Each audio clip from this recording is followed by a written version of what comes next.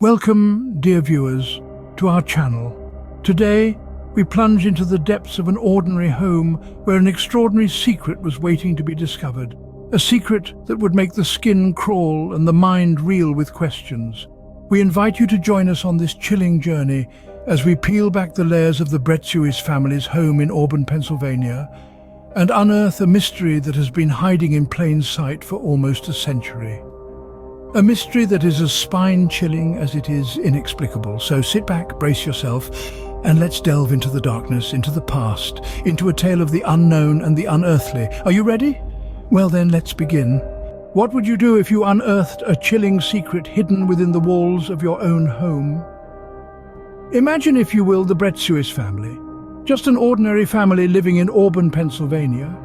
Like many others in the year 2015, they made the decision to insulate their home, to keep the cold out and the warmth in. But as they began to tear down the walls of their beloved home, they stumbled upon a secret, a macabre discovery that would chill them to their very core. Hidden within the walls, a grotesque sight awaited them, scores upon scores of dead animal carcasses. Yes, you heard that right. The walls of their home, their sanctuary, had been a crypt for countless deceased creatures, a tomb of the unknown, if you will. And these weren't recent casualties. Oh no, these animals, these remnants of life, were wrapped meticulously in newspapers. But not from any recent year, no. These were newspapers from the 1930s and 40s, a time capsule of death, hidden away in the confines of their home. But the mystery didn't stop there. Among the carcasses, the Bretsuis family found more than just the remnants of life. They found half-used spices and various other items, all seemingly as old as the newspapers that encased the deceased animals. The sight was enough to send chills down their spine. Their home, once a place of warmth and safety, was now tainted with the eerie presence of death. The walls, which were meant to protect them, had been harboring a chilling secret. But the question that haunted them, that haunts us all now, is why? Why were these animals there? Why were they wrapped in these dated newspapers and hidden within the walls? What was the purpose of these half-used spices, these random items? Their home, it seemed, had been insulated with a history of death. But why were these animals there, and what did it mean? The Bretsuis family, disturbed by their discovery, sought the help of an expert from Kutztown. This expert, well-versed in the odd and the unexplainable, was the one to shed light on the chilling truth behind the animal carcasses hidden within the walls of the family's home. His analysis was as fascinating as it was unsettling. The animals, he determined, were not just the result of some bizarre pest problem. Instead, they were remnants of a ritual, specifically powwow or Dutch magic. This was a practice deeply embedded in the culture of the Pennsylvania Dutch. Now, the Pennsylvania Dutch weren't Dutch as you might think. They were actually a group of German-speaking settlers who came to Pennsylvania in the 16th and 17th centuries. These settlers were often of Lutheran, Mennonite, or Amish faiths. Their lives were simple, their beliefs profound, and their practices, well, let's just say they were a tad unconventional. The expert explained that the Pennsylvania Dutch were known to use spells as part of their daily life. These spells were often benign, used for the care of livestock, finding water, or the treatment of minor ailments. They were a reflection of the practical concerns of the early American settlers, a way to navigate the challenges of their new lives in a strange land. But here's where it gets eerie. Not all the rituals were as wholesome as they seemed. There existed within the Pennsylvania Dutch tradition a darker side. This was a world of conjuring demons, casting harmful spells, and carrying out rituals that would make your blood run cold. One such ritual involved feeding a dog with your blood to ensure its loyalty. But what about the Bretsuis family? With the mold from the rotting carcasses causing illness among them, and the persistent odor refusing to dissipate, one can't help but wonder. But as with any magic, there was a darker side. Conjuring demons, casting harmful spells. Was the Bretsuis family living in a house cursed by the Pennsylvania Dutch? As the family tried to make sense of their home's eerie past, they began to feel its effects.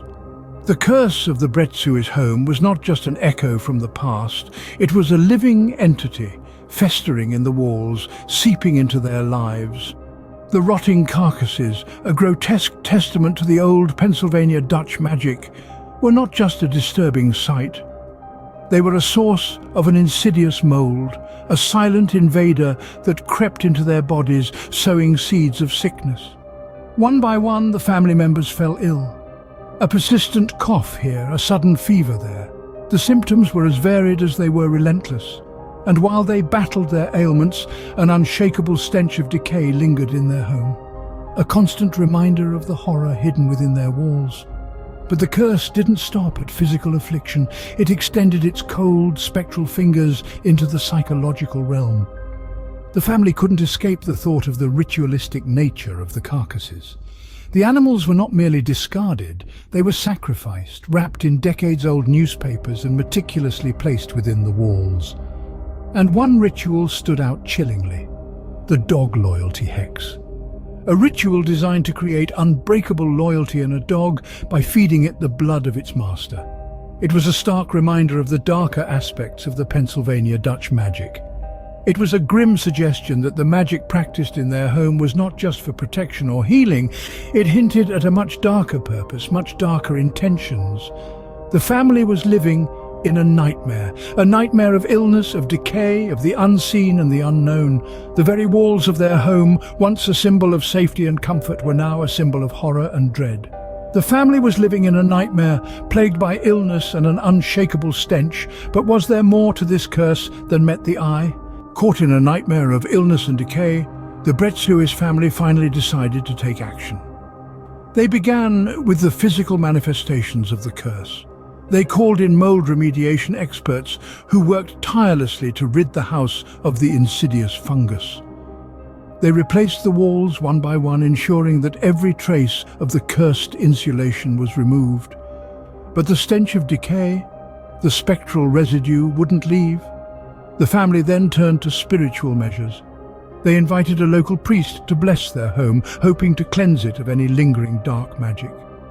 But the priest's words seemed to fall on deaf ears. The house remained as it was, a silent, brooding entity. The family even considered selling the house. But who would buy a home with such a sinister past? They were stuck, trapped in their own home, prisoners of a curse they couldn't understand. Desperation led them to consider extreme measures like demolishing the house. But they were held back by the fear of what they might unleash. The family was running out of options, their hopes dwindling with each failed attempt. Would they ever find a way to break the curse, or were they doomed to live in the shadow of their home's dark past? The Bretsuis family was fighting a battle on all fronts, but the question remained: could they ever truly rid their home of the curse? The Bretsuis family's story is a chilling reminder that sometimes the walls do talk. The Bretsuis residence, a house nestled in Auburn, Pennsylvania, has become a living testament to an unresolved mystery. It's a story that makes us question the unseen and the unknown, the secrets that may lay buried within our own homes. The family stumbled upon a gruesome discovery in 2015. Scores of dead animal carcasses entombed within their walls, wrapped in newspapers from the 1930s and 40s. Among these chilling relics were half-used spices and various other items, a haunting revelation that their home had been insulated with the remnants of a ritualistic past. The artifacts were sent to an expert in Kutztown who attributed the animals' remains to powwow, or Dutch magic. This ritual, originating from the Pennsylvania Dutch culture, was used to treat ailments and seek protection. But could these practices harbor a darker side, a sinister legacy that now haunts the Bretsuis family? The family has reported illnesses attributed to mold found on the rotting carcasses. An odor lingers in the house, a constant reminder of the strange and macabre insulation. But what's more alarming is the unanswered questions that still hang heavy in the air. Could there be more concealed secrets within the walls of the house? Are there other remnants of powwow rituals hidden, waiting to be discovered? Is there a curse at play? A dark spell cast by the Pennsylvania Dutch centuries ago that continues to haunt the present? And most importantly, Is there a way to break this curse? Can the Bretsuis family ever rid their home of the lingering odor, the unseen mold and the spectral residue of a haunting past? Or are they doomed to live with the consequences of the past, a chilling legacy embedded within the very walls of their home? The dead animals in the walls, the family's discovery, and their ongoing ordeal remain a haunting mystery. What would you do if you found yourself living in a house with such a dark past?